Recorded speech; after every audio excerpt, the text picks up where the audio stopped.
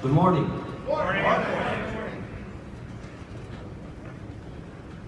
I am once again so proud to be here with our great General Executive Board, and I have to tell you how much I enjoy working with this team of brothers here who lead this great organization, and in particular, our two officers, our General Secretary and Treasurer, Armin Sabatoni. Armin, you do a great job. What a great speech, very intelligent and thoughtful. Thank you, Armin.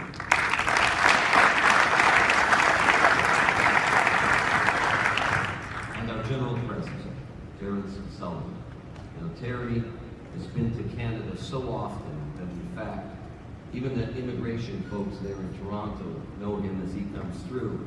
He is a great leader, a man who believes in this organization and believes in those words that Mayor Walsh said, I love this union. He lives and breathes it every day. We're so proud to have you as our General President.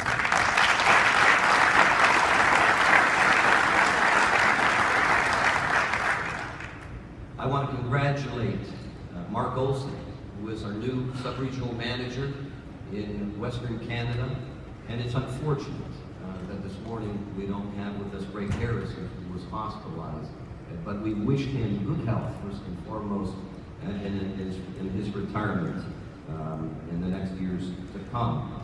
I want to thank Vice President Terry Healy for the great work that he's doing in the Northwest region and how much I enjoy working with my friend Terry. Terry, thank you.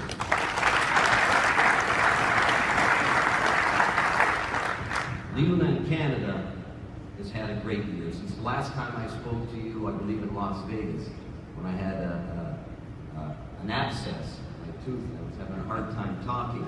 And here I am today with a broken blood vessel in my eye and a cold. I don't know what it is with these leadership conferences, but they take a lot out of me. But since that time, we have had incredible growth in Canada. And I want to thank the great work that our local unions and our district councils have done in Central and Eastern Canada to make this happen. They make me look good, and I take a lot of the credit for it, but they're the folks on the front lines that work day in, day out to make this organization so strong. So I want to thank you for the great work that you've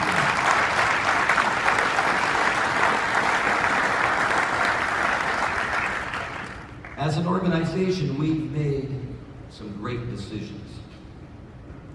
And I want to bring you back to our General Convention when we put 25 cents into organizing.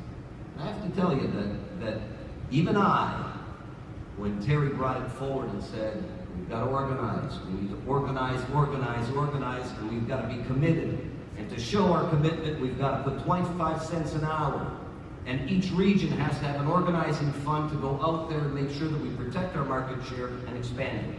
And I have to tell you that even I took a very large sigh and said, wow, 25 cents an hour, that's going to be tough. But I have to tell you that was one of the smartest, insightful decisions that our organization made. Because that 25 cents an hour,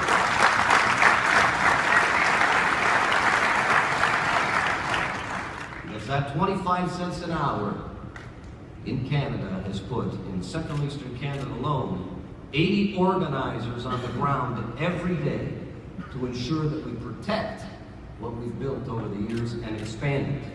And what this has resulted in is that LiUNA is one of the fastest, not one, is the fastest growing union in Central and Eastern Canada, and in Ontario in particular has become the largest building trade union. We have the most certificates at the Labor Board. We organize more than any other building trade union. We organize more than any other union in Canada. We're getting close to 100,000 members in Canada. In Toronto alone, Local 183 will surpass 40,000 members in only one local union.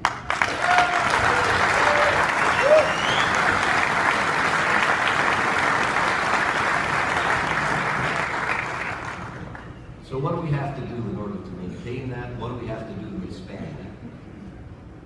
We've got a fabulous pension plan. Our pension plan in Central and Eastern Canada was started by my father back in 1969, and then he and General Secretary Treasurer at that time, Terence O'Sullivan, and Peter Fosco, our General President, in 1972 initiated all of our local unions to get together and start the labor's pension plan for Central and Eastern Canada.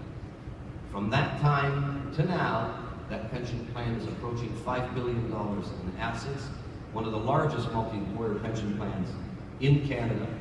And what we've done with that pension plan is innovative. We started our own infrastructure fund called the LiUNA Infrastructure Fund, and we've invested in numerous projects, government projects in infrastructure. Our investment, only a few $100 million into that fund, has leveraged $6 billion worth of construction for our members.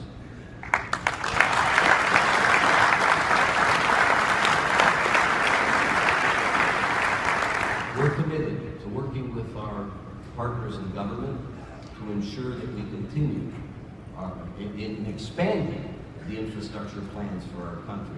In fact, in Ontario, our newly elected Liberal Premier in Ontario, Kathleen Wynne, has just announced that she will inject $140 billion in the next 10 years in infrastructure. That means additional work for our members, work far and beyond what we're already tackling today. This is positive news, but it comes with great responsibility because recruiting is a problem already.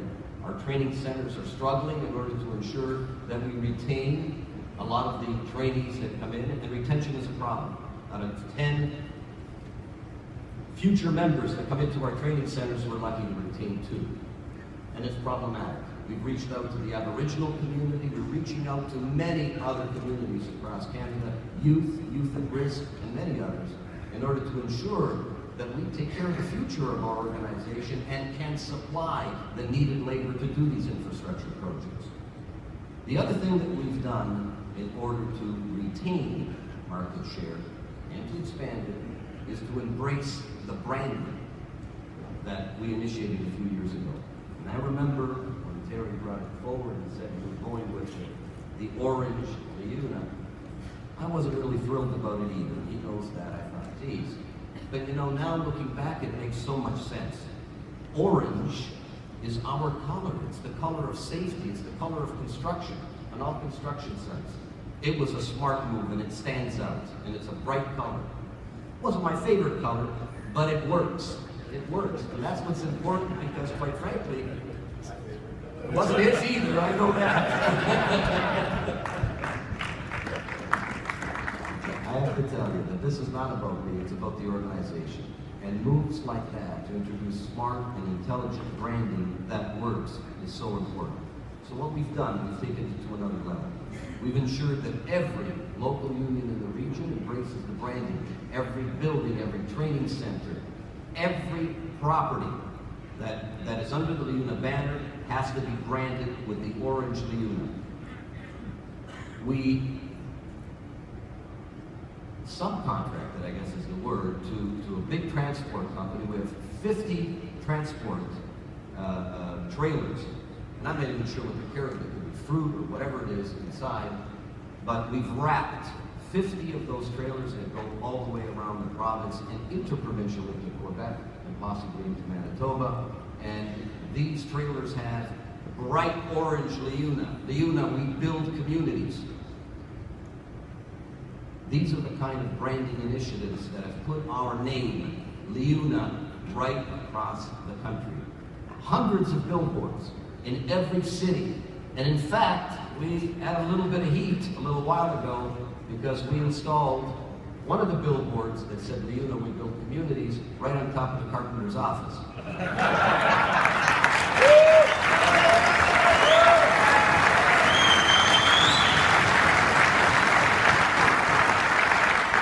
I told you that was a mistake, I'd be lying.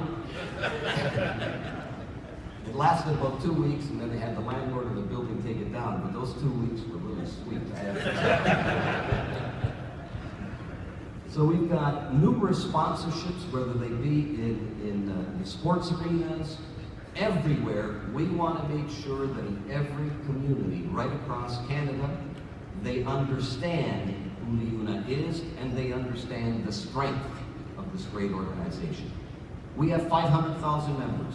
But we want to ensure that even in the smallest communities that might only have 400, 500, 600 members in that community, that it feels like in that small community there are 500,000 members there in that community. That's what we want to achieve, is to ensure that every member feels so proud to be part of this organization, and future members will feel proud to come and belong to this great organization.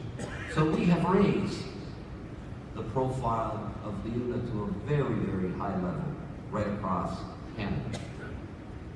Now with this comes some negatives. In fact, when you become strong and you become the largest, you become a target by other building trade unions who come after you, like the carpenters, for example, and politics. Legislators who, with their anti-union agenda, target LiUNA and target the rest of labor.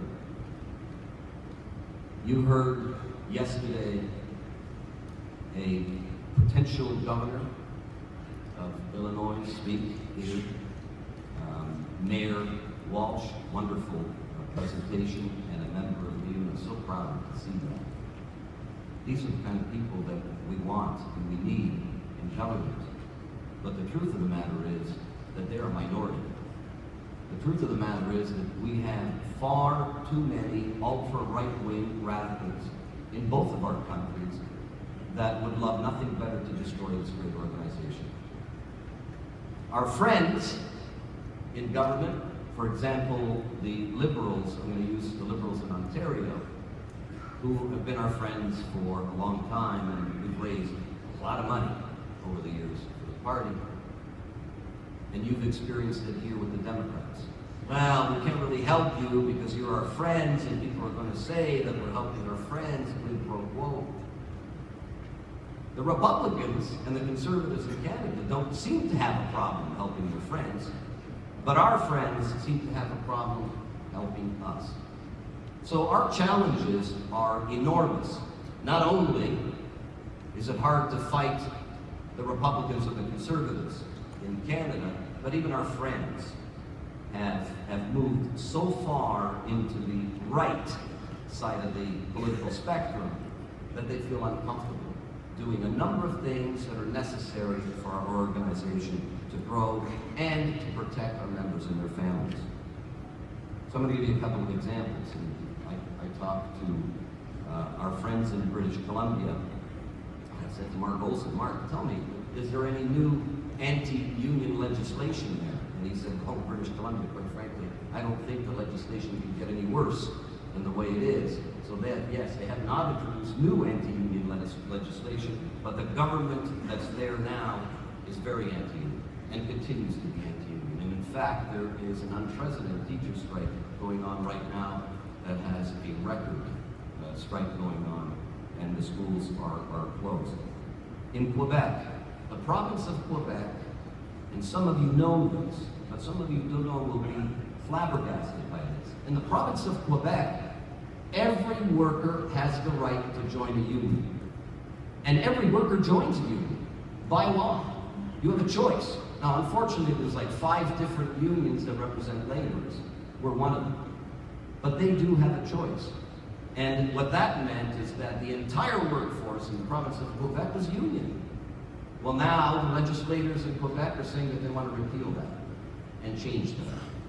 In Ontario, we were under attack for several years by the Conservatives, who watered down our labor laws. And then recently, which I'll talk about in a moment, we had a guy by the name of Tim Udak who was completely enamored with what happened in Michigan and wanted to introduce right-to-work legislation in Ontario. One of the strongest labor movements in the country, and he wanted to introduce right-to-work legislation. So we're under attack all the time, and then to top it off, we've got a draconian federal government led by Prime Minister Stephen Harper. And I have to tell you, because there's an interesting parallel with our brothers and sisters here in the United States and what happened in Canada. Stephen Harper is running the Conservative Party of Canada. But Stephen Harper was a reformer. In Canada, what happened was there was a group of people, this is going to sound familiar to you, that thought that the conservatives weren't right enough. Sound familiar? Sounds like the Tea Party. And what the reformers did, they held their feet to the fire, the conservatives' feet to the fire, and said, you're not tough enough against labor. You're not right enough. Your ideals are too close to the center. And so the Reform Party injected into the Conservative Party their ideals and changed, quite frankly, the Conservative Party of Canada. Stephen Harper is not a conservative. He comes from the Reform Party, and he is now the Prime Minister of Canada. So it's not impossible to think that the Tea Party, that is trying to hijack the conservative agenda in the United States, will maybe hijack the Republican Party. And imagine what it would be like to have a Tea Party president in this country. That's what's happened in Canada, and that's what we're up against, Stephen Harper's anti-union agenda. In the last few years, we've been fighting a bill called 377 that was imposing incredible amount of hardship, could impose incredible hardship on our local unions and district councils, and quite frankly, even our international union, with some intrusive laws on disclosure. And I know you have disclosure laws here in the United States, but they were bringing it to a completely new level that would have been so intrusive, that would have been intrusive even for the people that work for us, our lawyers, our doctors, and everybody else that works for our people, would have had to disclose in the same manner. This was a draconian piece of legislation in order to weaken labor, to weaken our political strength. That's what this is all about. And I have to remind you that Stephen Harper was a close friend of George W. Bush. And most importantly, he was a good friend of George W. Bush's brain. And that was Karl Rove. Karl Rove, he's a Rovian. He loves that agenda. And Stephen Harper is not going to be content until he destroys unions. But it's not going to work. And I'll tell you what happened in Ontario, because this is a prelude of what we're going to do to the federal government. In Ontario, Tim Udak and the Conservatives unleashed their conservative agenda. Right-to-work legislation. Downsizing the public service.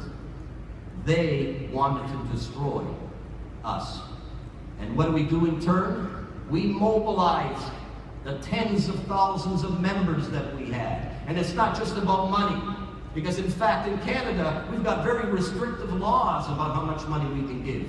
In fact, federally, unions and corporations can't even contribute to our politicians. Only individuals can.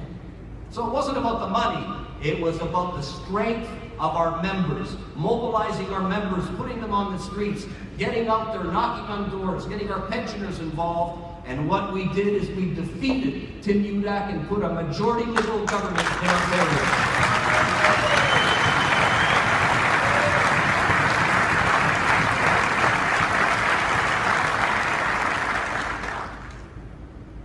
It doesn't end there, though. Unfortunately, we have a progressive federal government. We've got a number of problems in Alberta with Bill 46 that's been launched. There's a number of issues right across the country that we need to continue to mobilize and fight. We can't stand still.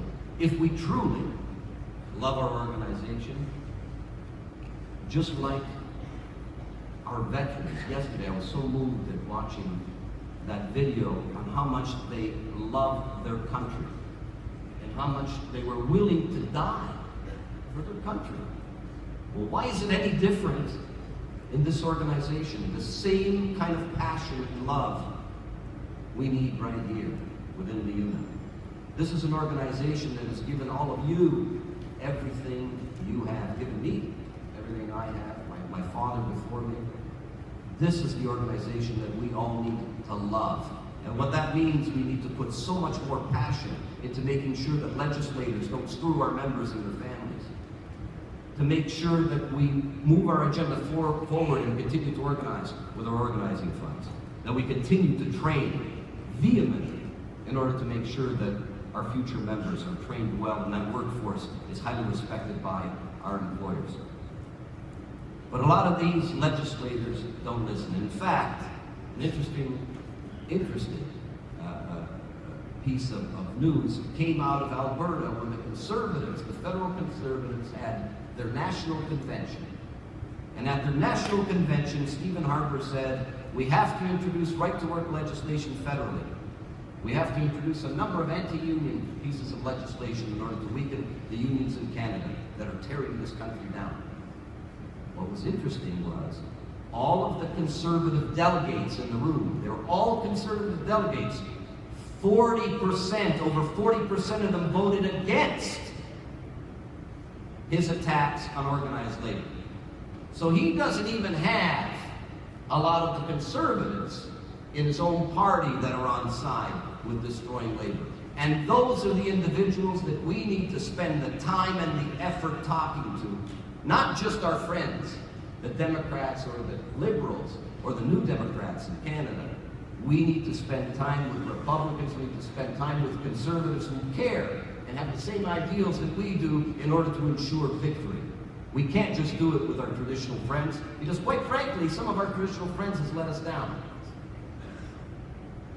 A lot of these guys that are on the ultra-right, they don't listen. Like Stephen Harper's not listening, he's not even listening to the 40% that he has within his own party. And it reminds me of a story that one of our members, a retired member.